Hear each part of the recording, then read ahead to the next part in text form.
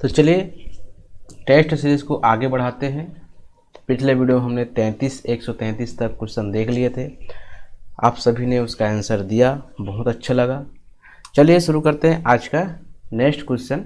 और साथ ही यदि आप नए हो तो प्लीज़ सब्सक्राइब कर लीजिए ताकि हमारा वीडियो आप तक डेली पहुंचता रहे और आप प्रैक्टिस करते रहें।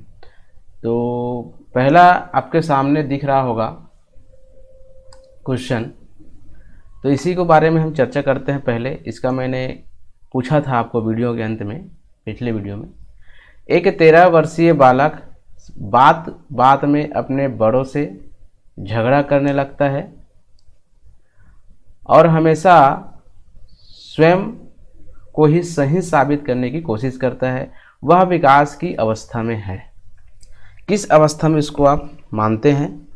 पहला है प्रारंभिक बाल्यावस्था, दूसरा है किशोरावस्था, तीसरा दिया है युवावस्था और उसके बाद दिया है बाल्यावस्था। तो आपको ज़्यादा इसमें विशेष ध्यान लगाने की आवश्यकता नहीं पड़ेगी, क्योंकि यहाँ पे 13 वर्षीय बालक पहले से लिख दिया है। अब सबको पता है कि 12 वर्ष तक के बालक को बाल्यावस्था कहा जाता है, 12 से 18 वर्ष के बालक को किशोरावस्था कहा जाता है। क्योंकि ये 13 वर्ष के है तो ऑप्शन नंबर भी हमारा क्या होगा? सही होगा। नेक्स्ट क्वेश्चन देखते हैं। निम्नलिखित में से क्या बच्चों के सृजनात्मकता के विकास में सहायक नहीं है?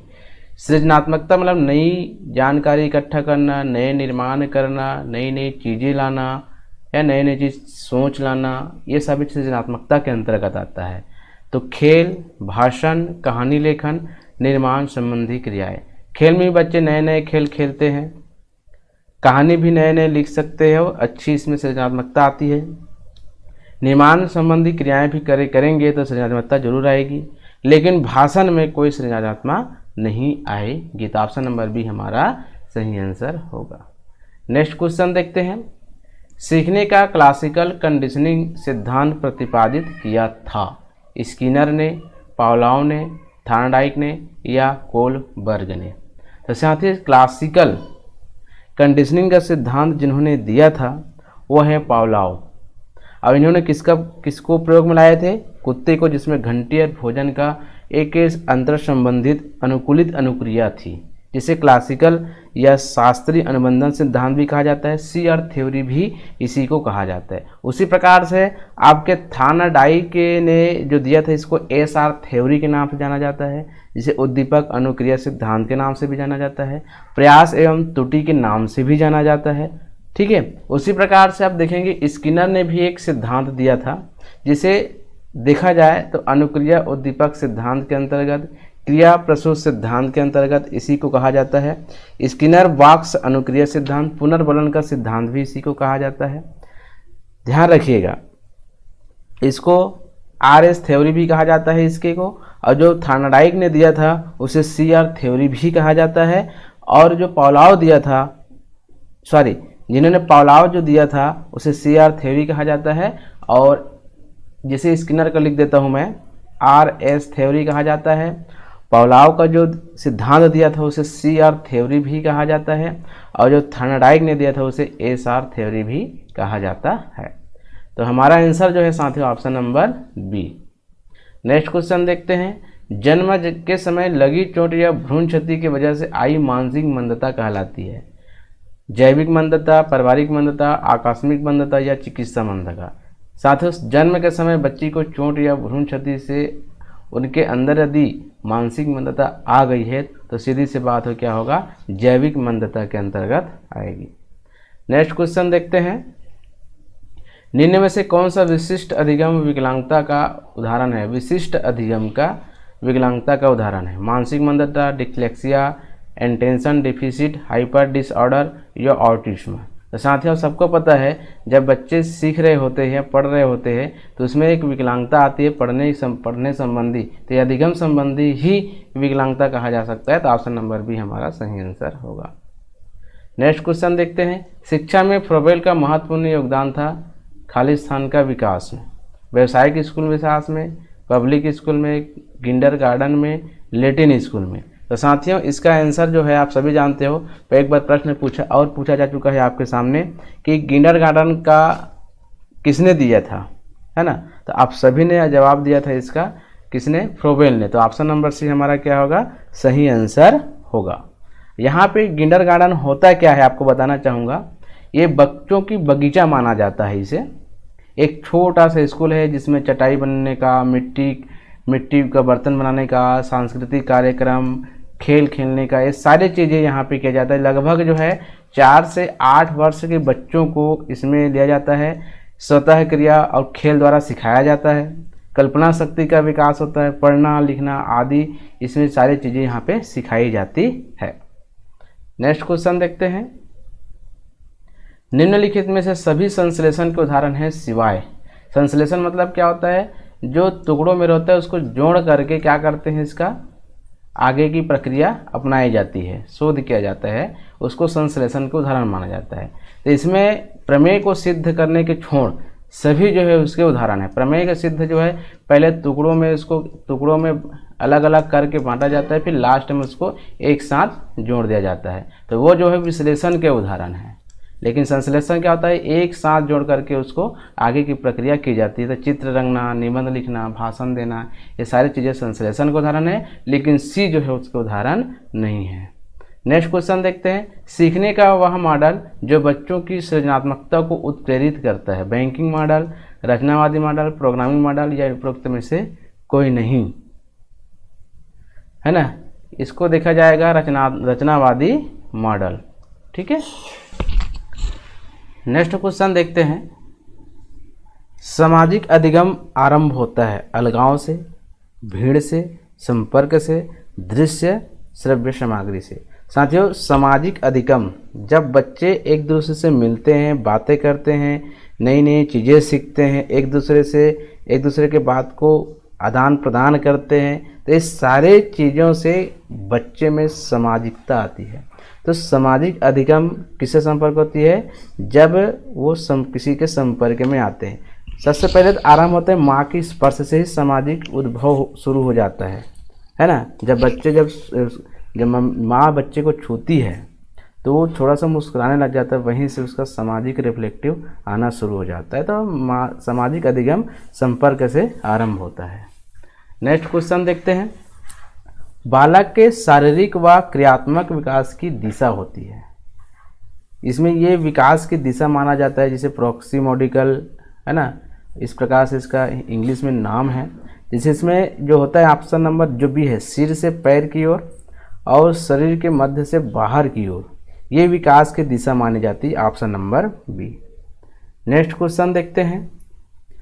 श्रवण बाधित बच्चों को पढ़ाने के लिए क्या प्रयुक्त की जाती है, ब्रेन लिपि, सांकेतिक भाषा, यंत्र या उपरोक्त सभी। तो साथियों इसका आंसर क्या आ जाएगा, ऑप्शन नंबर बी। अब ब्रेन लिपि किसके लिए जाता है, जो अंधत्व बच्चे होते हैं उनके लिए ब्रेन लिपि का उपयोग किया जाता है। नेक्स्ट क्वेश्चन देखते हैं। बालक का विकास का परिणाम है, तो इसका सभी जानते हो, ऑप्शन नंबर सी हमारा सही आंसर होगा। नेक्स्ट क्वेश्चन देखते हैं। परीक्षा के स्थान पर सतत और व्यापक मूल्यांकन गुणवत्ता मूलक शिक्षा के लिए अधिक उपयुक्त है क्योंकि इसमें संज्ञानात्मक क्षेत्र का मूल्यांकन किया जाता है, सह संज्ञानात्मक क्षेत्र का मूल्यांकन किया जाता है, मूल्यांकन सतत और व्यापक क्षेत्रों का होता है। अब यहाँ पे संज्ञानात्मक में मतलब किसे जाएगा, विषय आधारित जो क्षेत्र है उस पर संज्ञानात्मक क्षेत्र का मूल्यांकन। सह संज्ञानात्मक में क्या आ जाएगा, विषय आधारित के साथ साथ जो खेल कूद गीत कविता जितने भी है वो सह संज्ञानात्मक क्षेत्र के अंतर्गत आ जाएगा। मूल्यांकन सतत एवं व्यापक क्षेत्रों का होता है। सतत मतलब निरंतर भी होता है, व्यापक मतलब होता है विस्तार से, मतलब आखिरी देखा जाए तो पूरे क्षेत्रों का, जैसे शारीरिक, मानसिक, है ना, बौद्धिक, संवेगात्मक, ये सारे क्षेत्रों का मूल्यांकन किया जाता है। तो ऑप्शन नंबर डी हमारा सही आंसर होगा। नेक्स्ट क्वेश्चन देखते हैं। ज्ञान के सभी विभिन्न मॉडलों, उदाहरण समझना, याद रखना, अनदेखा करना, कल्पना करना, तर्क करना को शामिल करने के लिए सामान्य शब्द क्या है। तो सबसे पहले यहाँ पे दिया है अनुभव, बुद्धि और समझ। अनुभव किसी किया जाता है, अनुभव जैसे कि उदाहरण के लिए अपने ही बारे में चर्चा करता हूँ। मैंने 2019 में शिक्षक भर्ती का एग्ज़ाम दिलाया, तो मुझे अनुभव है कि किस प्रकार से क्वेश्चन आए थे और कितने लोग यहाँ शामिल हुए थे। मतलब ये प्रत्यक्ष घटित घटना मान के चलिए, तभी अनुभव होता है वो। बुद्धि, अब बुद्धि क्या है? आपके मानसिक मतलब संरचना है, जिसमें जितना आप समझेंगे आपके बुद्धि के ऊपर रहेगा, है ना। तो ये बुद्धि के लिए हम समझना, याद रखना, अनदेखा करना, कल्पना करना, इस शब्द का उपयोग हम नहीं कर सकते, क्योंकि बुद्धि सबकी होती है और उसके अनुसार वो चलता है। समझ, समझ मतलब अब देखोगे उसको सीखोगे, ठीक है, देखोगे उसको सीखो। समझ मतलब क्या होता है? जो हम समझ रहे हैं उसी को समझ कहा जाता है। जैसे बुद्धि हो गई, किसी का अलग अलग बुद्धि है, बोलने का तरीका, सोचने का तरीका, वो बुद्धि आ गई। लेकिन इसमें बहुत सारे चीज़ें सम्मिलित किया गया। इसको आंसर दिया है अनुभूति। अनुभूति का मतलब होता है कल्पना करना या तर्क लगाना।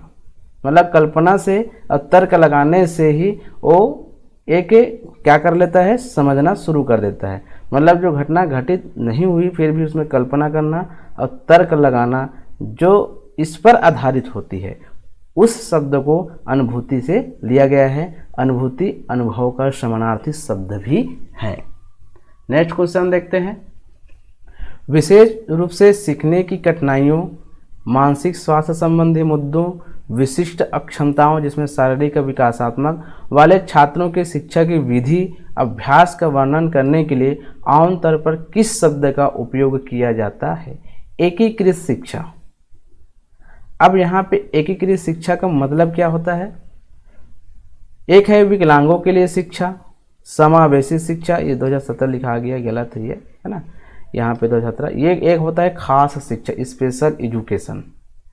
एकीकृत शिक्षा का मतलब होता है कि जिसमें आप देखेंगे विकलांग बच्चा है या सामान्य बच्चा है, उनको एक साथ पढ़ाया जाता है, लेकिन इसमें इनके लिए एक अलग से व्यवस्था की जाती है, एकीकृत शिक्षा, है ना। विकलांगों के लिए शिक्षा अलग से आज तक हुआ नहीं है, आप तो समावेशी शिक्षा में आ गया है। लेकिन इसमें बोला गया है कि इस विधि का जो चीज़ यहाँ कठिनाई है, सारी चीज़ यहाँ पे उल्लेख किया गया है, उनके लिए जो शब्द का उपयोग किया गया खास शिक्षा, जिसे विशेष शिक्षा के नाम से भी जाना जाता है। विशेष शिक्षा, खास शिक्षा के नाम से भी जाना जाता है। नेक्स्ट क्वेश्चन देखते हैं। निम्नलिखित में से किसे संज्ञान का कारक नहीं माना जाता? संज्ञान मतलब जानना, सोचना, समझना, जानकारी इकट्ठा करना, है ना। संज्ञान का कारक नहीं माना गया है क्रोध, भूख, स्थान छोड़ना या डर, ठीक है। तो ये सभी जो है संज्ञान के अंतर्गत आता है। ये आपका स्थान को छोड़ करके बाकी जो है संज्ञान के कारक नहीं माना गया है, ठीक है। इसको छोड़ करके बाकी को संज्ञान का कारक माना गया है, सॉरी, है ना। नेक्स्ट क्वेश्चन देखते हैं। प्रतिभाशाली छात्र है,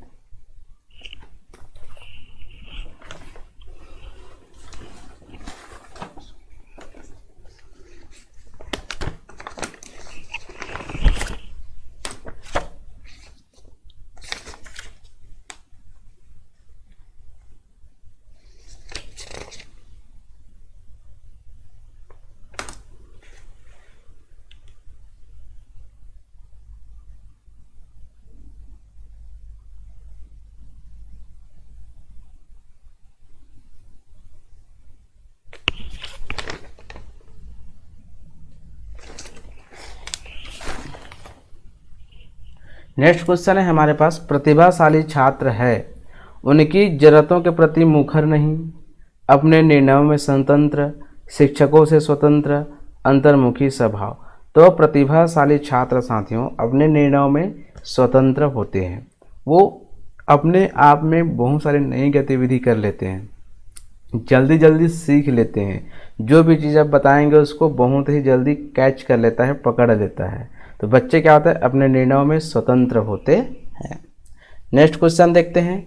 शालेय आधारित सतत और व्यापक मूल्यांकन छात्रों के लिए उपयोगी है, तनाव कम करने के लिए, मूल्यांकन को नियमित करने के लिए, अपने कार्य को जांचने के लिए, उपरोक्त सभी। तो साथियों ये सभी इसके अंतर्गत आ जाते हैं। तो ऑप्शन नंबर डी हमारा सही आंसर होगा। नेक्स्ट क्वेश्चन देखते हैं।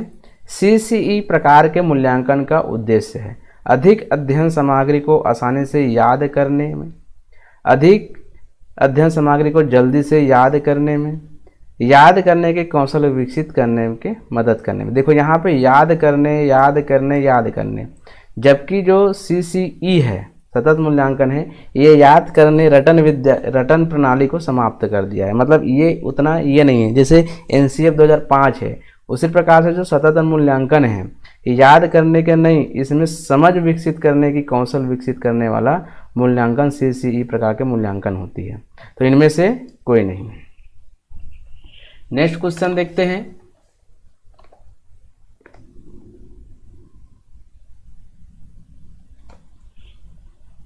नेक्स्ट क्वेश्चन देखते हैं यहाँ पे, एक विशेष आवश्यकता वाली भाषा कक्षा आदर्श है, विशेष रूप से सुसज्जित, अलग से स्थित, सभी प्रकार के शिक्षार्थियों को एकीकृत करता है, नियमित शिक्षकों की मदद के लिए अतिरिक्त शिक्षक है। तो साथ ही इसका आंसर जाएगा ऑप्शन नंबर ए, विशेष रूप से सुसज्जित। नेक्स्ट क्वेश्चन देखते हैं। हमारे पास 154 का, सूक्ष्म शिक्षण की भारतीय मॉडल में लगने वाला कुल समय 30 मिनट, 40 मिनट, 36 मिनट या 45 मिनट, कितना मिनट लिया गया है। तो साथियों इसका आंसर मैं बताने का प्रयास करूंगा आपको कि सूक्ष्म शिक्षण की जो प्रक्रियाएं हैं वो एक चक्र बनता है, या कह सकते हैं एक इस प्रकार से श्रृंखला बनती है। जैसे शिक्षण, इसे माना गया है कि शिक्षण जो है वो 6 मिनट का होता है, और जो प्रतिपुष्टि है मतलब प्रतिवेदन, मतलब आपको पूछेंगे वो 6 मिनट का होता है। फिर यहाँ पे पुनः पाठ योजना बनाने का समय है 12 मिनट, फिर पुनः शिक्षण होता है 6 मिनट का, फिर पुनः प्रतिपुष्टि होती है। मतलब देखा जाए तो कितने मिनट का हो गया, 36 मिनट का। तो सूक्ष्म शिक्षण के भारतीय मॉडल में लगने वाला कुल समय कितना होगा, 36 मिनट होंगे। ठीक है ना। नेक्स्ट क्वेश्चन देखते हैं। यदि शिक्षक को कक्षा में कोई समस्यात्मक बच्चा मिल जाए तो वह उसे क्या करना चाहिए। बच्चे को तुरंत घर भेज देना चाहिए, बच्चे की तरफ ध्यान नहीं देना चाहिए, बच्चे को दंडित किया जाना चाहिए, या बच्चे को परामर्श प्रदान किया जाना चाहिए। तो ऑप्शन नंबर डी हमारा सही आंसर होगा कि बच्चे को परामर्श प्रदान करना चाहिए। नेक्स्ट क्वेश्चन देखते हैं। निम्नलिखित में से कौन सा बालक के विकास पर प्रभाव डालता है, समाज, परिवार, विद्यालय या इनमें से सभी। सभी जो है बालक के विकास पर प्रभाव डालते हैं। नेक्स्ट क्वेश्चन देखते हैं। शारीरिक विकास का संबंध नहीं होता शरीर के भार से, बुद्धि से, कंकाल तंत्र से, मांसपेशियों की वृद्धि से। तो शारीरिक वृद्धि के विकास से बुद्धि से संबंधित नहीं रहता, बाकी जो है संबंधित रहते हैं। नेक्स्ट क्वेश्चन देखते हैं। वह कौन सी वस्तु है जो व्यक्ति के जीन्स के अतिरिक्त प्रत्येक वस्तु को प्रभावित करती है। मूल प्रवृत्ति, वंशानुक्रम, वातावरण या उपरोक्त सभी। तो साथ ही मूल प्रवृत्ति भी एक संवेग का होता है जो कि जीन्स को तो आंतरिक है, मूल प्रवृत्ति क्या है, आंतरिक है, तो जीन्स को प्रभावित कर सकती है। वंशानुक्रम भी वंशानुक्रम मतलब जीन्स को प्रभावित करेगा ही करेगा, है ना। लेकिन वातावरण ऐसा है जो जीन्स को प्रभावित नहीं करेगा लेकिन बाकी को जरूर प्रभावित करेगा। जैसे वुडवर्ड के अनुसार, वुडवर्ड कहता है वातावरण में भी सभी बाह्य तत्व आते हैं जिन्होंने व्यक्ति को जीवन के प्रारंभ से ही प्रभावित किया है ना। उसी प्रकार से रूस के अनुसार, रूस कहता है वातावरण वह बाह्य शक्ति है जो हमें प्रभावित करती है, हमें प्रभावित करती है, बाह्य शक्ति है, आंतरिक शक्ति नहीं है ये। इसलिए वातावरण जो है जीन्स के अतिरिक्त सभी को प्रभावित करता है। तो ऑप्शन नंबर सी हमारा सही आंसर होगा। Next question. समावेशी शिक्षा को सफल बनाने की दृष्टि से निम्नांकित में से कौन सा उपाय अपेक्षित नहीं है। समावेशी शिक्षा को सफल, विद्यालय में प्रशिक्षित शिक्षक की उपलब्धता होनी चाहिए, विद्यालयों में अधोसंरचनात्मक ढांचे की उपलब्धता होनी चाहिए, निःशक्त बच्चों के माता पिता को अपने बच्चे को विशेष विद्यालयों में भेजने को कहना, प्रशिक्षित परामर्श दाताओं की विद्यालय में नियुक्ति। साथ ही ये नहीं होना चाहिए, ये अपेक्षित नहीं है कि निःशक्त बच्चा है तो उसके आप जो है विशेष विद्यालय में भेजने के लिए उसको आप परामर्श दे रहे हैं, ये गलत है। तो ऑप्शन नंबर सी हमारा सही आंसर होगा। नेक्स्ट क्वेश्चन देखते हैं।